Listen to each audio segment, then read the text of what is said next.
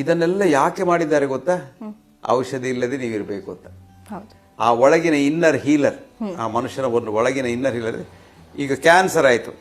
Cancer ಅಂದ್ರೆ ಏನು? Cancer ಅನ್ನೋದು ಕಾಯಿಲೆ ಅಲ್ಲ, ನಮ್ಮ ದೇಹದ ಕಣವೇ. ಆದ ಪರಿಸರವನ್ನು ನಾವು ಎಷ್ಟು ಹಾಳು ಮಾಡ್ತೇವೆ ಅಂದ್ರೆ ಅದು ನಮ್ಮ ದೇಹದ ಒಳಗೆ ನಮ್ಮ pH, ಈ ನಮ್ಗೆ ಆಲ್ಕಲೈನಿಟಿ, ಸ್ವಲ್ಪ ಆಲ್ಕಲೈನ್ ಆಗಿರ್ಬೇಕು ರಕ್ತ. ಅದೆಲ್ಲಿ ಅದ್ರ ಆಸಿಡ್ ಆದ್ರೆ ಕಣಗಳಿಗೆ ಬದುಕಲಿಕ್ಕೆ ಆಗುದಿಲ್ಲ. ನಾವು ತಿನ್ನುವ ಆಹಾರದಲ್ಲಿ ಈಗ ದಿವಸಾಗಲೂ ನಾವು ಮಾಂಸವನ್ನೇ ಬೇಯಿಸಿ ತಿಂದ್ರೆ ಸ್ವಲ್ಪ ಆಸಿಡ್ ಆಗ್ತದೆ ನಮ್ಮ ರಕ್ತ. ಆವಾಗ ಈ ಕಣಗಳು ಏನ್ ಮಾಡ್ತವೆ, ಅಯ್ಯೋ ದೇವರೇ, ಆಸಿಡ್ ನಲ್ಲಿ ಬದುಕಲಿಕ್ಕೆ ಆಗುದಿಲ್ಲ, ಆದ್ರೆ ನಾನು ಬದುಕಬೇಕು ಅಂತ ಮ್ಯೂಟೇಟ್ ಮಾಡ್ಕೊಳ್ತವೆ.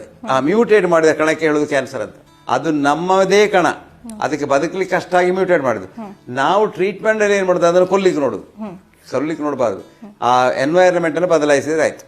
ಆ ಆಸಿಡಿಕ್ ಎನ್ವೈರನ್ಮೆಂಟ್ ಆಲ್ಕಲೈನ್ ಮಾಡಿದ್ರೆ ಸರಿ ಆಗ್ತದೆ. ಇದನ್ನೆಲ್ಲ ದೇವರು ಮಾಡಿ ಕೊಟ್ಟದ ಶಕ್ತಿ ಉಂಟು. ಈಗ ನಾವು ಏನ್ ಮಾಡಿದ್ದೇವೆ ಅಂದ್ರೆ ಒಂದು ಪ್ರಚಾರ ತಂದಿದ್ದೇವೆ, ನಮ್ಮ ಔಷಧಿ ಇಲ್ಲದೆ ನೀವು ಬದುಕಲಿಕ್ಕೆ ಸಾಧ್ಯ ಇಲ್ಲ. ಅದೊಂದು ಚಿಕ್ಕ ಮಗುವಿನಿಂದ ಶುರು ಮಾಡಿ ಔಷಧಿ ಕೊಡೋದು. ಈಗ ಎಲ್ಲಿವರೆಗೆ ಬಂದಿದ್ದಾರೆ, ಅಮೆರಿಕದ ಇತ್ತಾಗಿ ಒಂದು ಸಮೀಕ್ಷೆ ಮಾಡಿದ್ರು, 95% ಜನ ಏನೇ ವಯಸ್ಸಿನವರು ಇರಲಿ ಅಟ್ಲೀಸ್ಟ್ ಒಂದು ಔಷಧಿ, ಒಂದು ಮಾತ್ರೆ ತಗೊಳ್ತಾರೆ ದಿವಸಕ್ಕೆ, ತಗೊಳ್ತಾರೆ. ಹೌದು. ಒಂದು ಜನರಲ್ಲಿ 1 in 20 ಅಂದ್ರೆ 20 ಜನರಲ್ಲಿ ಒಬ್ಬನಿಗೆ 5 ಮಾತ್ರೆ ಉಂಟು ದಿವಸಕ್ಕೆ. ಅಂದ್ರೆ ಎಷ್ಟು ಮೆಡಿಸಿನ್ ಅಡಿಕ್ಟ್ ಆಗಿದ್ದಾರೆ ಜನ. ಅದನ್ನೇ ನೀವು ಈಗ ಆದಿವಾಸಿಗಳಿದ್ದಾರೆ, ಇನ್ನು ಹುನ್ಸ್ರೂಸ್ ಅಂತ ಇದ್ದಾರೆ ಪಾಕಿಸ್ತಾನದವರ ಮೇಲೆ ಹಿಮಾಲಯದಲ್ಲಿ, ಮತ್ತೆ ರಷ್ಯಾದಲ್ಲಿ ತುಂಬಾ ಜನ ಇದ್ದಾರೆ. ಇಂಥ ಪ್ರದೇಶಗಳೆಲ್ಲ ಜನ ಇದ್ದಾರೆ. ಇವರು ಯಾವ ಔಷಧಿ ಟಚ್ ಇಲ್ಲದೆ, ಏನು ಇಲ್ಲದೆ 100 ವರ್ಷ ಬದುಕ್ತಾರೆ. ಆಫ್ರಿಕಾ ಬುಡಕಟ್ಟು ಜನಾಂಗನೂ ಅಷ್ಟೇ. ಆಫ್ರಿಕಾ ಬುಡಕಟ್ಟು ಜನಾಂಗ ಇದ್ದಾರೆ. ಪಾಲಿನೇಷನ್ ಐಲ್ಯಾಂಡರ್ಸ್ ಇದ್ದಾರೆ. ಪಾಲಿನೇಷನ್ ನಲ್ಲಿ ಅವರು ಏನ್ ಮಾಡ್ತಾರೆ, ನೀರು ಕುಡಿಲಿಕ್ಕೆ ಎಳೆನೀರು, ತಿನ್ಲಿಕ್ಕೆ ತೆಂಗಿನಕಾಯಿ ಮತ್ತೆ ಮೀನು.